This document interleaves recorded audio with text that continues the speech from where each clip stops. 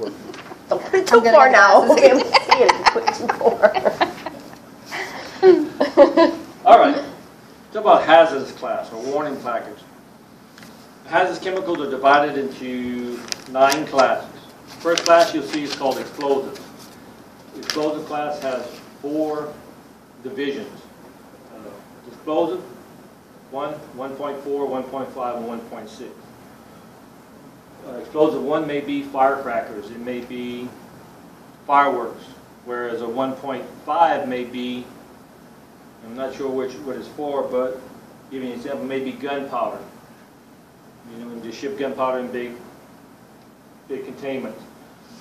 It also may be military weapons, where you have massive weapons. It can be that. So, class 1, you'll notice it is going to be like an orange color. It's going to be a class 1. It's going to be your explosives. Second one, oxygen, or class 2, is going to be flammable or gas. Gas has 3 divisions. You got oxygen, you got flammable gas, and you got non-flammable gas. And that's going to be yellow, red, and green.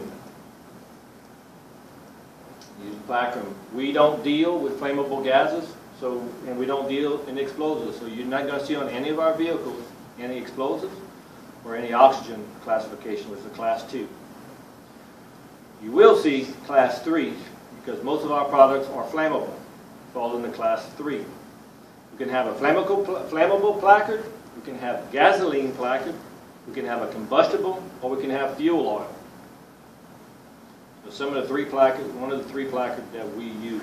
And it's going to be red, and we usually put it on the totes, on the drums, and we placard our trucks according to what we have on our trucks. So we may have 4 or 5 individual placards for the truck to know the chemicals that we're carrying. Class 4 is a flammable solid. And there's 3 divisions in that. You've got flammable solid, you've got spontaneous combustion, and you've got dangerous when wet. Some of these spontaneous combustibles I was talking about is like metals. Again, we don't deal in that, so we don't have to worry about it. Class 5, oxidizers, or oxidizer peroxide. You may see that because some of the chemicals we do are oxidizers.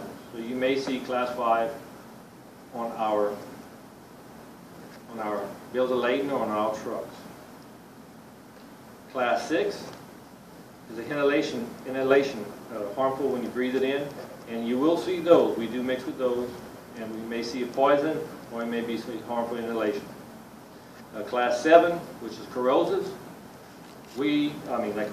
radioactive. We do not deal in radioactive materials. So thank God we don't have that. We don't have to wear suits. We don't have to wear all the little things.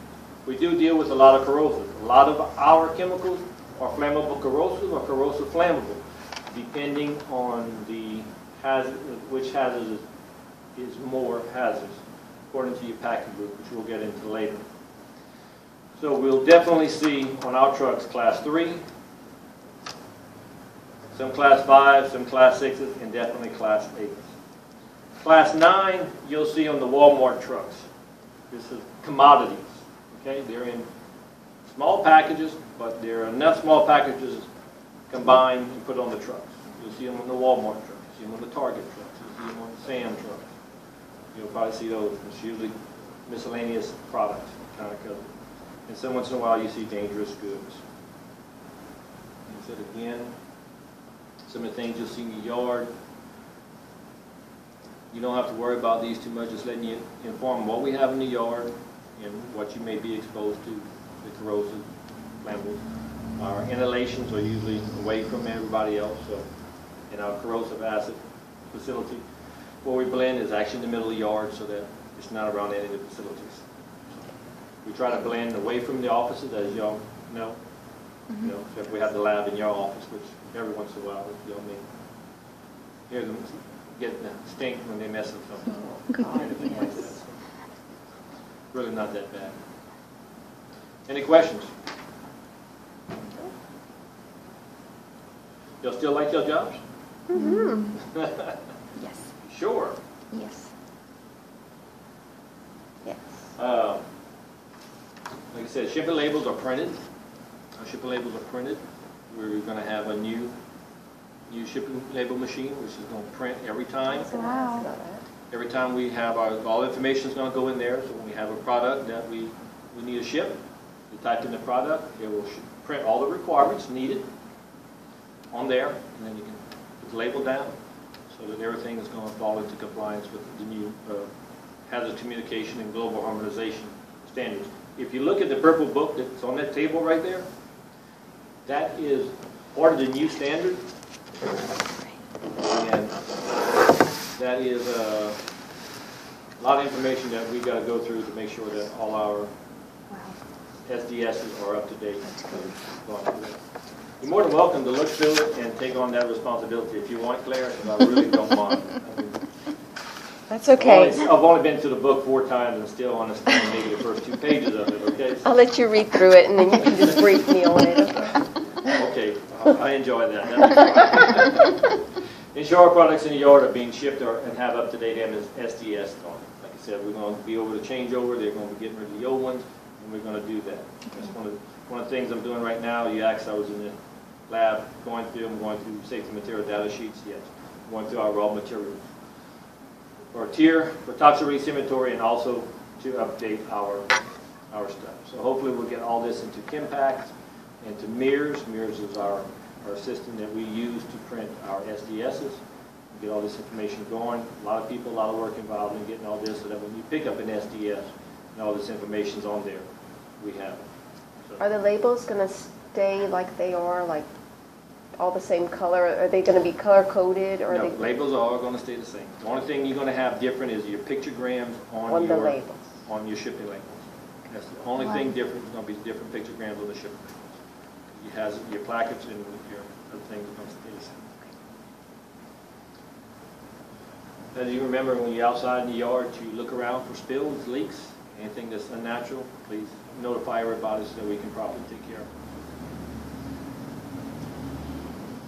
True or false? CFR 251910 is only required by Gulf Coast Chemicals and will never be used anywhere else. HAZCOM communication is only Gulf Coast Chemicals decided we're going to give this to you. No. False. OSHA requires it, and it can be used everywhere you're going to work at. Name 3 things that are required in the shipping labels. The address. There you go. Address. What else? Phone number. Your address, phone number. Product code. Huh? Product code. Address, shipping. Product Contact. There's a Identify contact product. number also. Emergency 24-hour contact. Very good. Contact. And who sent it? And who said what? And who sent it? The name of the facility. Our name. Our name. Gulf Coast Right. Our Chemicals. name. Material safety data sheets and SDSs are the same thing, and you can send either one with your shipments of hazardous goods. True or No. false? False. False. Once the update's intact, all you can ship is your safety material data sheets. You must still use MSDLS as long as you have all 16 part sections. False. No. False. Correct. You can only use the new SDS because it contains a lot more information than the old ones. Gulf Coast Chemicals HAZCOM program is forever changing, so there is no need for a written program. True or false? False. False. We have a written program which tells us that we're going to train the employees when it's needed on a yearly basis and as things change so that we do update. Pictograms are now required on hazardous shipping labels. Yeah. True. Spills or leak are top priority and must be taken care of once identified. Thank you for your time and your patience. That's all? That didn't hurt. No, not at all. I told you it was simple. I'm just Not going at to make sure all. that I can send all this stuff.